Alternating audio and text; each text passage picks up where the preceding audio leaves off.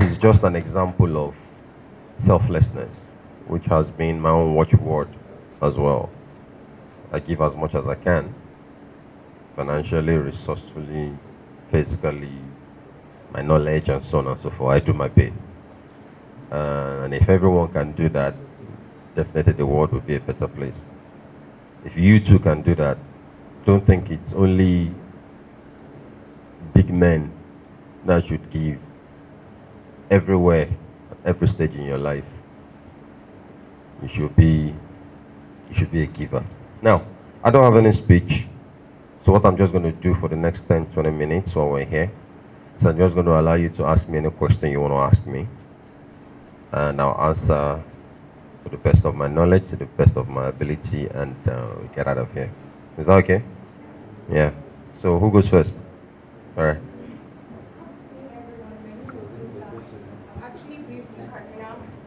I'm actually based in Kaduna. His PA Majid actually posted it on his status, and I've been following you, sir, on your social handle page. That's on Instagram. I've been seeing your doings in the house, and I actually, when I told Majid I was going to be here, he actually told me, "Are you serious?" And I told him, "Yeah." So it's somebody that I've wanted to meet in a while. And I told him, he said, "Oh, were you going to come?" I said, "Yes." So I was going to book my flight all the way from Abuja to be in Lagos. He said, "Oh, yeah, oh, he wants to." And then this morning when I got here, we got chatting, and he asked me if his boss was around.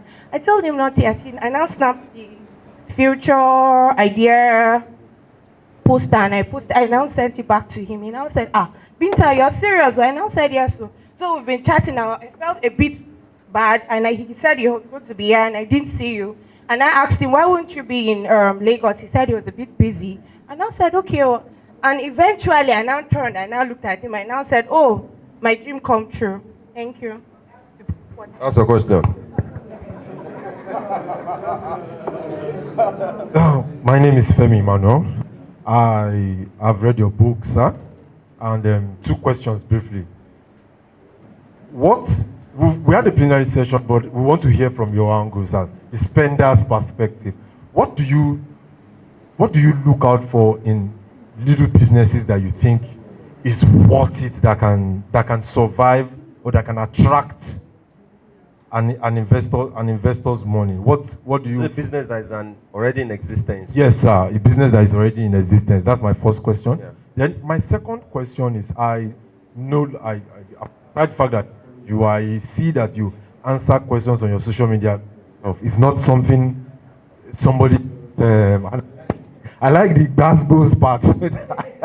So my question right now is, for some of us that are attaining a level of publicity and getting, how do you, as in time management, at your level, time management to do every of these things, how do you manage your time? It's very important for some of us, yeah.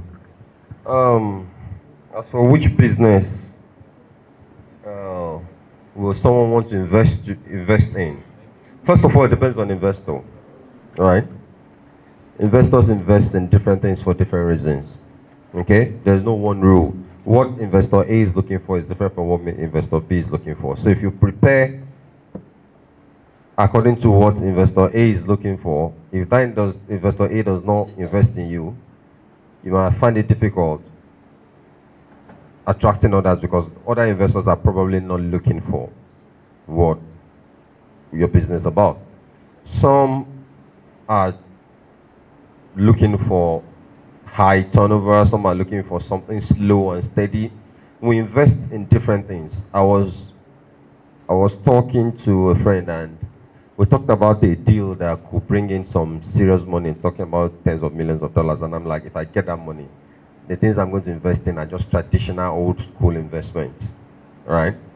So at different stages, what I want at different stages, an investor, it varies. There's no one rule, right? That's why I actually don't encourage people to build their business with the hope of investor. You build your business for profitability, then if people like it, they will come and say they want to invest. Right? But on a general note, I'll just say investors want returns on the money. So when they see a business, they look at money, the cash flow, and the market that has not been captured yet. Like they can see that you are doing this with this. If you have money to expand, if you have money to set up outlets, to set up a production warehouse, to set up that, then you probably grow astronomically. So they look at that cash flow already, not just a dream, an idea, and the potential for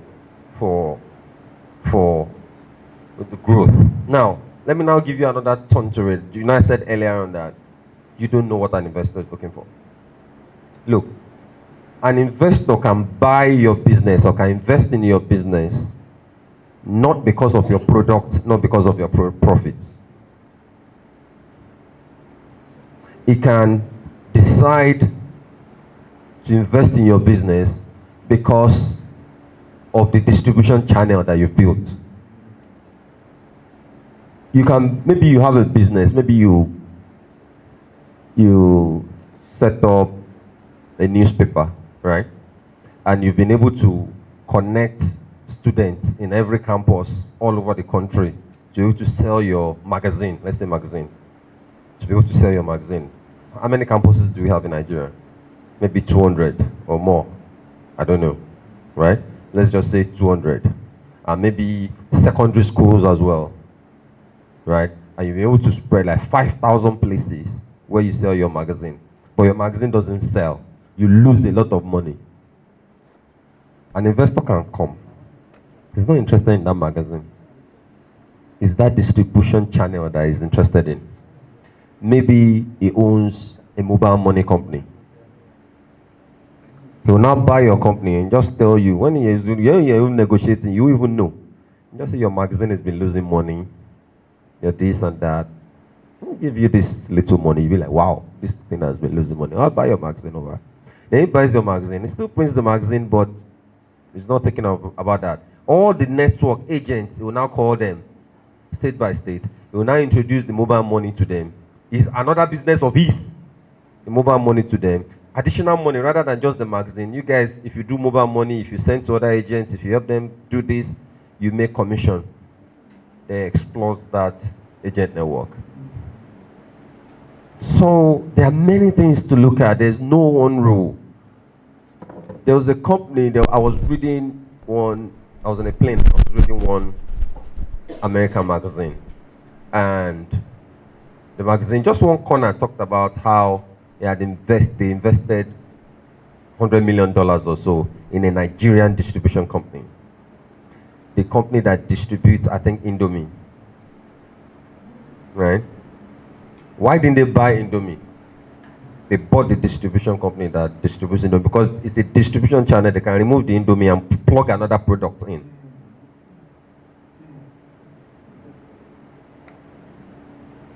So there are many things an investor will be looking out for. An investor can look at a company like ours and say, Nairabet, mobile money, we just turn all the customers to the, look at OPay, for example.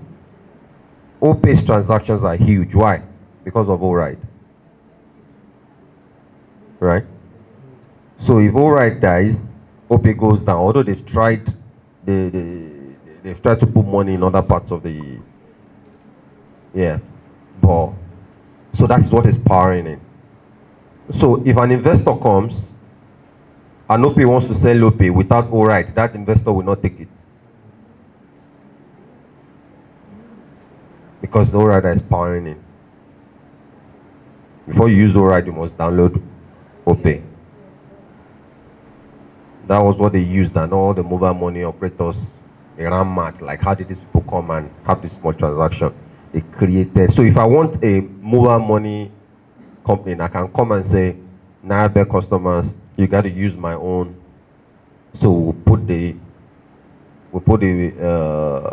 Nairabet inside the. So all the transactions not only is it Nairabet transaction, it's recording as the mobile money transaction as well. So I now carry the mobile money transactions and go and meet investors. Look at all the transactions. Do you get it? Right. So about time, how do I do it? Well, to be honest, I can't say per se that I put a particular thing in place, but what I will say is that I don't do everything alone. Right? I don't do things alone. Like, all of you are here today. The organizer has put it together. My assistant has put our own end together to make sure everything is in order. And all I need to do is come here, spend some time with you. I get into the car, I'm off to Ibadan for a meeting. Okay? And while in the car or something, driver is driving, I am probably tweeting. Okay? And doing other things. And another thing I can say is that I pick what is most important to spend my time on. Like, there are some things that I feel are not important. Like driving, for example. Even though I like to drive, I drove myself here from home. But any journey that's going to take me more than 20 minutes, I don't think I should drive myself. Right? I'd rather use that thing to except I absolutely, that's what I love to do in my life. Driving in a place like Lagos doesn't make a lot of sense, right? So if you can afford it, hire a driver. Or get a friend, that if you have a car, obviously, get a friend. Or if I'm using Uber, sometimes it's better than driving, you'll be better productive. I've seen someone was telling me last night that she became less productive when she got a car. That she was more productive when she was driving, taking Uber. Because she would be in Lagos traffic and would be doing her work, open her laptop, everything in the Uber. But since she got a car, she didn't get a driver. She has been less productive. So, get people to, you build a solid team around you, right? Once your business gets to a stage, you have to hire people to run things. I practically do nothing at Nairabe. Okay? So you get people to do things for you. Yeah? People will make mistakes. Yeah, you can also make mistakes as well. So I think people doing a lot of things, taking the stress off you, can help you, can give you time to do the things that really matter, like thinking or writing, planning business deals, and so on.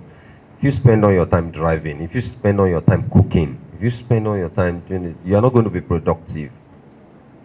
Like, I say it, people hit at me all the time whenever I say it. I think one of the biggest time wasting chores in this life is cooking. Yeah. And because what's the advantage? It's a bloody waste of time. Right? You can always find something to eat rather than cooking long. If you can hire people to cook for you, fine. If you can eat out, you can buy food. Sometimes you can cook. Maybe you just find one day, okay, in 2 weeks. Okay, you cook and maybe you put it in the freezer. But going to the market every day, cooking and making this is a bloody waste of time. You are never going to be productive. Well, that's the fact, whether I like it or not.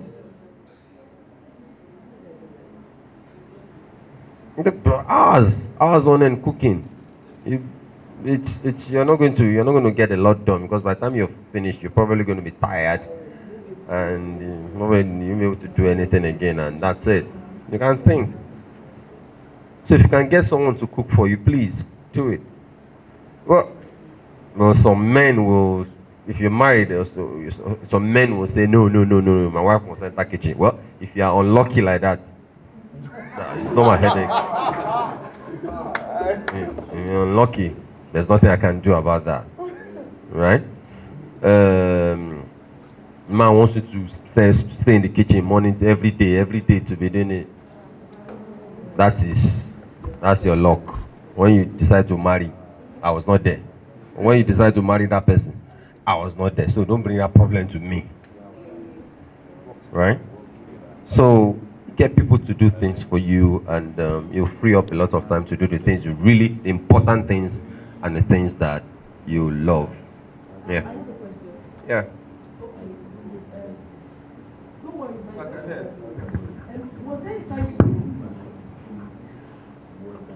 Was there a time you failed in your life and I'm always failing. I'm still failing till today. how did you bounce back? Like, no, the kind of failure you have now is not probably what you had 10 years ago. No. So, No, it's bigger now. yeah. No, like, It's okay, bigger of now. course, as an investor, but I'm talking of when you just started out, like, Yeah. as That's an when failure is entrepreneur. sweet. It's Sir? not. That's when failure is sweet. When you're Okay. just How starting did out. you bounce back? Like, No, you are down. When you are down, there's no bouncing back. You keep feeling. but if you were down, You're you on the won't be. floor already, so you can't fall. No, like what I mean is that if you did do something, okay, what did you do to change it? Let me just so that I just give him it out. See, when you're not big, right, and you make mistake, you are still on the same spot, right? There's nothing. You are not worse off. You still stay down, right? The mistake is if you are big and you now invest all your life on big things and you now come down, you can't get up again to the big status you were before. That is what matters. All this failure at low level is there's no failure there. There's no failure there. There's no failure at the low level. There's no failure at the low level. In fact, that is the time to fail. That is the time to just get everything wrong and still win later. You can afford to fail to your 30s and still win in life. You can afford to fail to your 40s and still win in life. Okay? So, it's nothing. Usually, all these failure, you bounce back, they're just standard questions that people are just used to. What are the challenges? What are the failures? What did you do? Everybody fails every day. Like, politically, I failed in 2015 when I contested for House of Reps. I lost. When I won this time, some people lost too. There's no failure per se, because if you didn't do that thing, you say you failed at, you won't even know that what you did to get it wrong. This life is just choices, right? I choose to do this. It didn't work out. Doesn't mean if you didn't do it, it would have been better. Right? You just have to make a choice and live with it. Enjoy the advantages and live with the disadvantages. There's nothing. You just learn and keep doing it. What?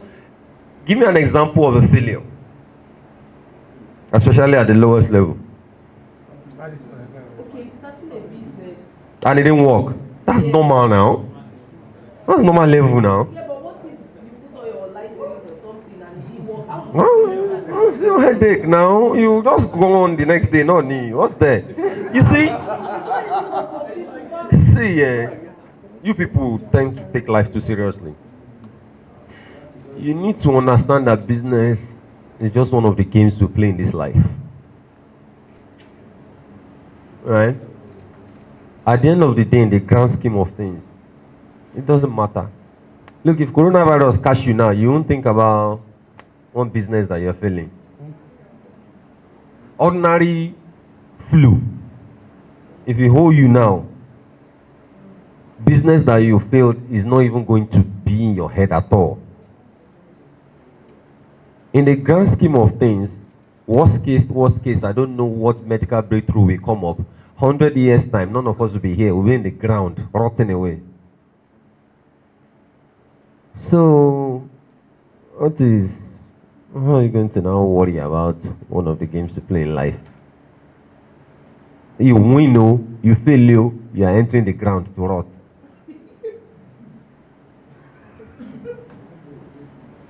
It's the same end. So just a game you're going to enjoy. Or stuff is just like, it's like watching football. You start a game. You can lose, you can win, you can enjoy it. Your team can annoy you, your team can give you joy, your team can win trophies upon trophies, your team can relegate. At the end of the day, they blow, which at the end of the day, it doesn't matter in the grand scheme of things. Right? So, if you try to start a business, if you don't have money, you try to put all the 100,000 naira you have, it fails. Start looking for another thing that you can do and start putting it together again. Maybe you can get up to 50,000 and look for a business you can start with 50,000 and maybe drop shipping, affiliate marketing, information marketing, whatever business you can start with little money. There are hundreds of them. Start and try and keep building and building and building again. And if it fails, failed. Educationally, you fail. Like I failed JAM 5 times. I contested. I failed in 2015. No? What's there? I will still fail. I'm still gonna fail. It's on many games. We'll play many games in this life. Many games. Business is one of such games, right? Education is one of such games. Policy is one of such games. Marriage is one of such games. Right? If you fail, you fail. So, the person that succeeded in marriage, the person that failed, they both died.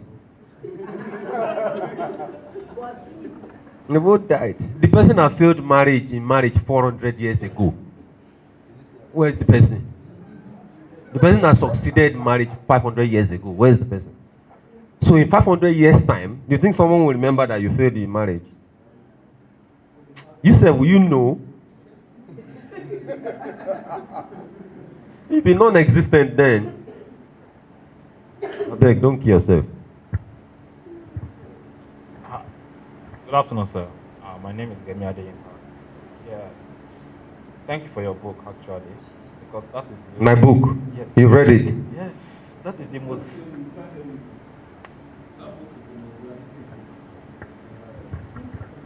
not really a good reader like that. But sometimes I just pick it up, read. But I read that and I'm like, okay, this is realistic. It's something I can relate with. Because most of these books, you will read them, but you won't be able to relate with it. So thank you for that. Now, my own question is, how do you balance politics and business? Because I know the two can be very tough. Balance both. And again, I'm a fashion designer. I would like to take a measurement for you. I don't know if that's possible. Well, I don't. Let's start with the second one. I don't care about the fashion. Personally, I don't like stylish clothes. Right? If you see what I wear, especially the trad, just plain blue most of the time, very light material. That's it. People, a lot of fashion designers have come to me. The sharp clothes, not sharp. I don't need it. I don't want. I just want basic. Once is my size, it fits my body well. Sky blue, very light material. All this, like I can't wear what this man is wearing. One of them, they put zip here. I don't like it. I don't want. So for the basic ones, someone already sews a lot, plenty, store like this. If I put it on the ground, it's plenty like this. I don't need more. Okay? No, I don't need stylish clothes like that. So, the question, how do I balance it? I said a bit about it earlier on. But just to add to it, well, if you want to be serious politically, business is going to be affected. Right?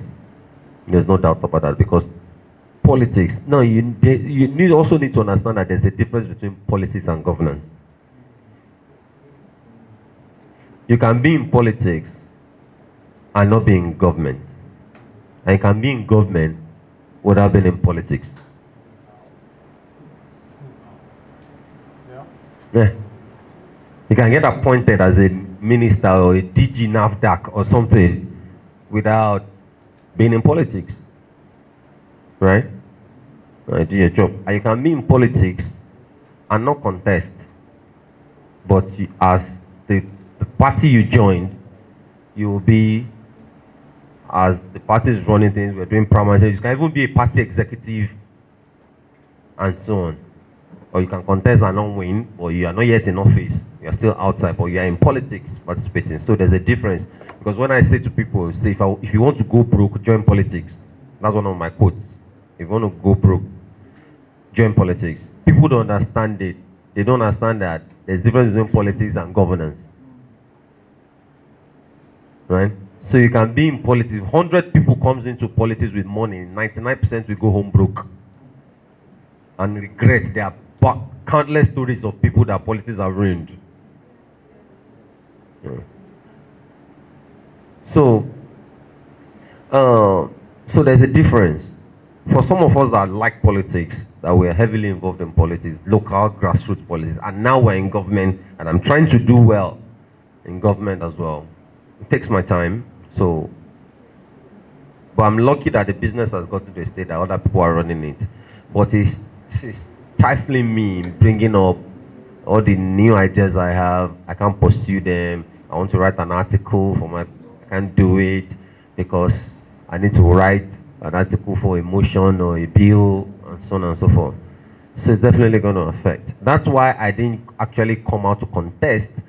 I believe that in 2015, right? Or else it's going to suffer. You're going to suffer. But at the same time, I still manage because there are great people doing things for me.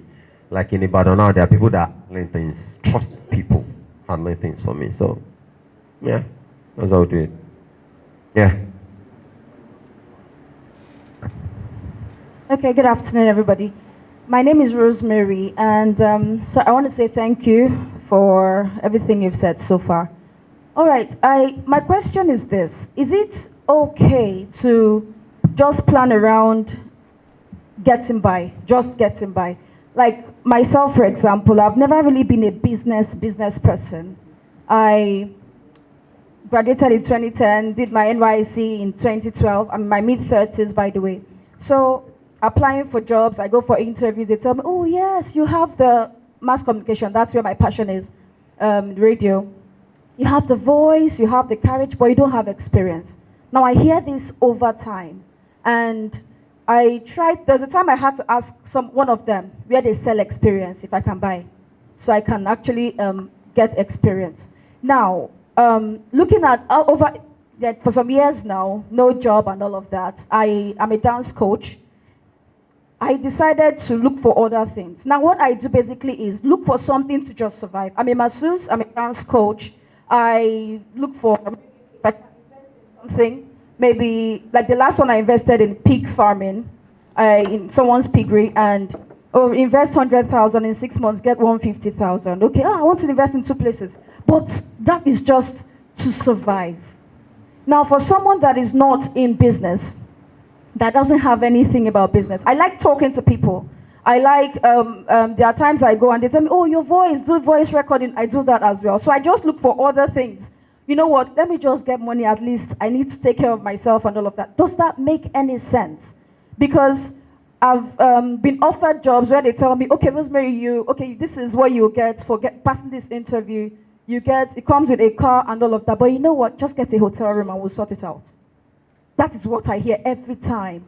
I'm in my mid-30s. It's not like I've not gone to school. I have gone to school. I've gone for interviews. There's a time I had to send my CVs to companies outside Nigeria. In 2 weeks, I got like 11 offers. I did the video interview and all of that. So what is the way forward? Like for someone like me, I don't know if there's any other person going through something. Experience without pay. So maybe, Oh, I offered. I don't want to start mentioning some places where I've offered that, okay, you know what, don't pay me. Let me just come as an IT student. I know I've applied for up to like 3 to 4. They tell me, okay, they have to get an order somewhere before they can do that. Now, most of the places I go to, they tell me, okay, we have to get an order from somewhere. I served in Port Harcourt and 2 different radio stations. I was head of programs. And they say... So you have more experience? They refused to take that as an experience. Okay. They said federal government has to, they have to get from Abuja, all of that. See, I'm sorry to say, but I think you've not tried hard enough.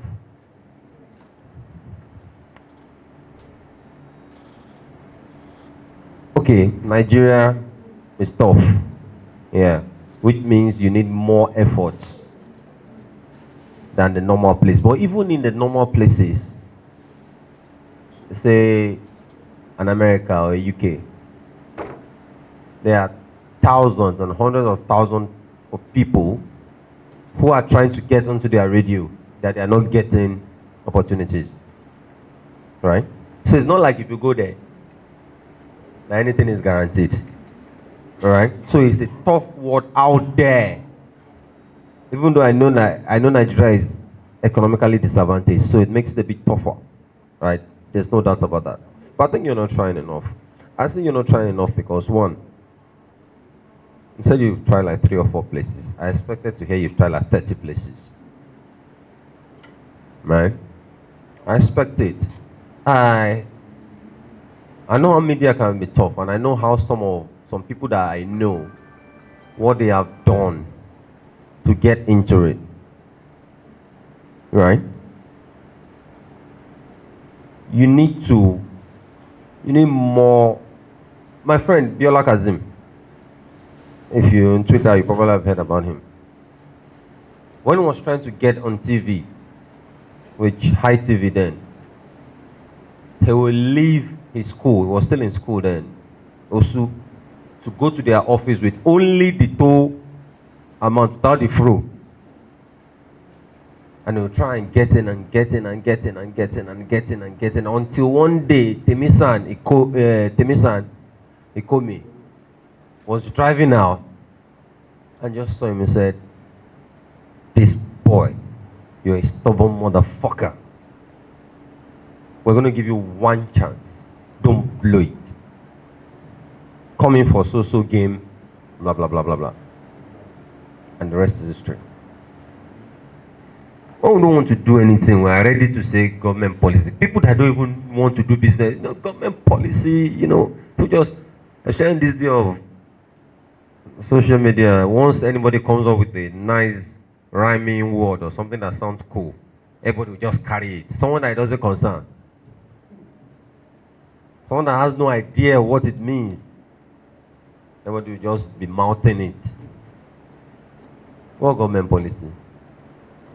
Do you think any government actually comes out and says, "I want to kill a business"?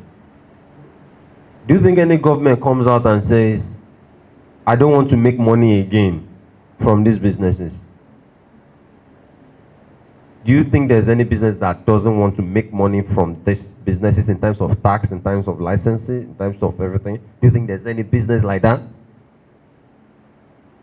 When we say government, who is government? Is it not human beings? Is it not those that came from outside government, that they gave birth outside government, and now went into government? You don't know whether you go into government till tomorrow, be it appointment, be it political, through by election. So when someone sits and measures and looks at different factors on ground, they make a decision.